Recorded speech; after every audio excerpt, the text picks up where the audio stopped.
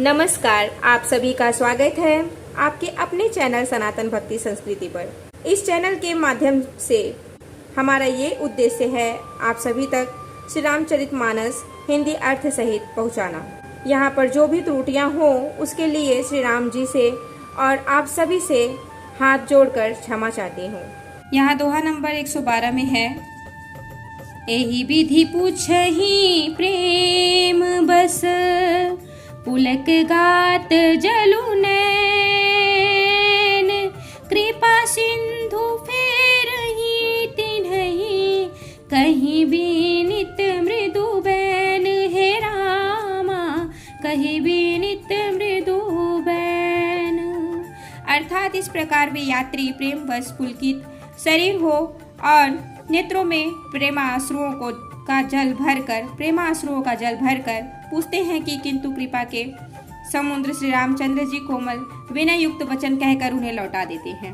फिर है, जयपुर गाव बसहि मघ माही, तीनहि नाम सुरनगर सिहाही, केहि सुकृति केहि घर बसाए, धन्य पुण्यमय परम सुहाए, जह जह राम चरण चली जाही, तीन समान अमरावती नाही, पुण्य पुंज मग निकट निवासी, तिन्हि सराहहि सुरपुर बासी, तिन्हि सराहहि सुरपुर बासी, जे भरी नयन बिलो कहीं रामहि, सीता लखन सहित घन श्यामहि, जे सर सरित राम अवगाहहि, तीन्हि देव सर सरित सराहहि, जेहि तरु तर प्रभु बैठहि जाई, करहि कल्पतरु तासु बढ़ाई, परसि राम पद पदुम परागा, मानति भूमि भूरि निज भागा, मानति भूमि भूरि निज भागा। जय श्री राम। यहाँ पर जो गांव और पूर्वे रास्ते में बसे हैं नागों और देवताओं के नगर, उनको देखकर प्रशंसा पूर्वक ईर्ष्या करते हैं और ललचाते हुए कहते हैं कि किस पुण्यवान ने किस शुभ घड़ी में इनको बसाया था, जो आज ये इतने धन्य और पुण्यमय तथा परम सुंदर हो रहे हैं। जहाँ जहाँ श्री रामचंद्र जी के चरण चले जाते हैं उनके समान इंद्र की पूरी अमरावती भी नहीं है। रास्ते के समीप बसने वाले भी बड़े पुण्यात्मा हैं। स्वर्ग में रहने वाले देवता भी उनकी सराहना करते हैं।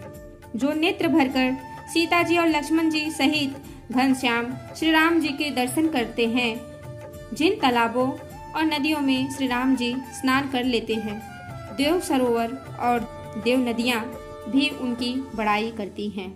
जिस वृक्ष के नीचे प्रभु जा बैठते हैं, कल्प वृक्ष भी उसकी बड़ाई करते हैं। श्री रामचंद्र जी के चरण कमलों की रज का स्पर्श करके पृथ्वी अपना बड़ा सौभाग्य मानती है। फिर यहाँ दोहा नंबर 113 में है, छाह करहि घन विबुध घन, बरसहि सुमन सिहाही, देखत गिरि बन बिहग मृग, रामु चले मग जाहि, हे रामा रामु चले मग जाहि। अर्थात रास्ते में बादल छाया करते हैं और देवता फूल बरसाते हैं और सिहाते हैं। पर्वत वन और पशु पक्षियों को देखते हुए श्री राम जी रास्ते में चले जा रहे हैं। सीता लखन सहित रघुराई, गाँव निकट जब निकसहि जाई, सुनि सब बाल वृद्ध नर नारी, चलहि तुरत गृह काजू बिसारी, राम लखन सिय रूप निहारी, पाई नयन पलु होहि सुखारी, सजल बेलोचन पुलक शरीरा, सभय मगन देखी दो बीरा, सभय मगन देखी दो बीरा, बरनी न जाई दशा तिन्ह केरी, लहि जनु रंकन सुरमणि ढेरी, एकन एक बोली सिख देही, लोचन लाहू लेहू छन एही। राम ही देखी एक अनुरागे, चितवत चले जाहि संग लागे। एक नयन मग छवि उर आनी, हुई शिथिल तन मन बरबानी, हुई शिथिल तन मन बरबानी। अर्थात यहाँ पर सीता जी और लक्ष्मण जी सहित श्री रघुनाथ जी जब किसी गांव के पास जा निकलते हैं, तब उनका आना सुनते ही बालक, बूढ़े, स्त्री, पुरुष सब अपने घर और कामकाज को भूलकर तुरंत उन्हें देखने के लिए चले देते हैं। श्री राम जी, लक्ष्मण और सीता जी का रूप देखकर नेत्रों का परम फल पाकर वे सुखी होते हैं। दोनों भाइयों को देखकर सब प्रेमानंद में मग्न हो जाते हैं। उनके नेत्रों में जल भर आया और शरीर पुलकित हो गए हैं। उनकी दशा का वर्णन नहीं किया जा सकता। मानो दरिद्रों ने चिंतामणि की ढेरी पाली हो। वे एक एक को पुकार कर सीख देते हैं कि इसी क्षण नेत्रों का लाभ ले लो। कोई श्री रामचंद्र जी को देखकर ऐसे अनुराग में भर गए हैं कि वे उन्हें देखते हुए उनके साथ लगे चले जा रहे हैं। कोई नेत्र मार्ग से उनकी छवि को हृदय में लाकर शरीर, मन और श्रेष्ठ वाणी से शिथिल हो जाते हैं, अर्थात उनके शरीर, मन और वाणी का व्यवहार बंद हो जाता है। फिर यहाँ दोहा है 114। एक देखी बट छाह भली, दासी मृदुल तृण पात। कहीं गवाई अछिनु को श्रमु, गवनब अबहि की प्रात। कवि हे रामा, गवनब अबहि की प्रात।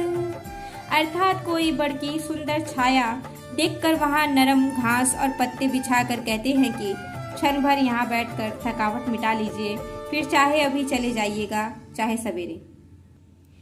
एक कलश भरी आनहि पानी, अचैय नाथ कहई मृदु बानी। सुनि प्रिय बचन प्रीति अति देखी, राम कृपाल सुशील विसेखी। जानी श्रमित सिय मन माही, गरिक बिलम्बु कीन बट छाही। मुदित नारी नर देखहि शोभा, रूप अनूप नयन मनु लोभा। एकटक सब सोहहि चहुरा, रामचंद मुख चंद चकोरा। तरुण तमाल बरन तनु सोहा, देखत कोटि मदन मनु मोहा। दामिनी बरन लखन सोठिनी के, नख सीख सुभग भाव तेजी के। मुनिपट कठिन कसे तु नीरा, सोहहि कर कमल निधनु तीरा। सोहहि कर कमल निधनु तीरा। जय श्री राम। अर्थात कहते हैं कोई घड़ा भर कर पानी ले आते हैं और कोमल वाणी से कहते हैं, हे नाथ, आज मन तो कर लीजिए। उनके प्यारे वचन सुनकर और उनका अत्यंत प्रेम देखकर दयालु और परम सुशील श्री रामचंद्र जी मन में सीता जी को थकी हुई जानकर घड़ी भर बड़की छाया में विश्राम किया। स्त्री पुरुष आनंदित होकर शोभा देखते हैं। अनुपम रूप ने उनके नेत्र और मन को लुभा लिया है। सब लोग टकटकी लगाए श्री रामचंद्र जी के मुख चंद्र को चकोर की तरह तन्मय होकर देखते हुए चारों ओर सुशोभित हो रहे हैं। श्री राम जी का नवीन तमाल वृक्ष के रंग का श्याम शरीर अत्यंत शोभा दे रहा है, जिसे देखते ही करोड़ों कामदेवों के मन मोहित हो जाते हैं। बिजली के से रंग के लक्ष्मण जी बहुत ही भले मालूम होते हैं। वे नख से शिखा तक सुंदर हैं और मन को बहुत भाते हैं। दोनों मुनियों के वलकल आदि वस्त्र पहने हैं और कमर में तरकस कसे हुए हैं।